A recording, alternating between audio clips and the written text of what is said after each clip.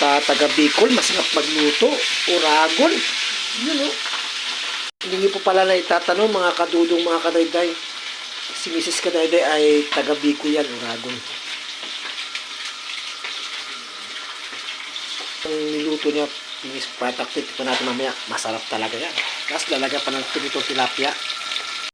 Piniprito niya muna yung tilapia at sa kanya ilalagay dito sa gata. Si Mrs.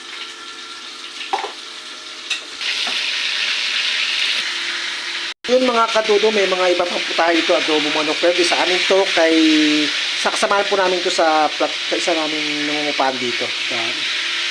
Kanya-kanya kami luto dito.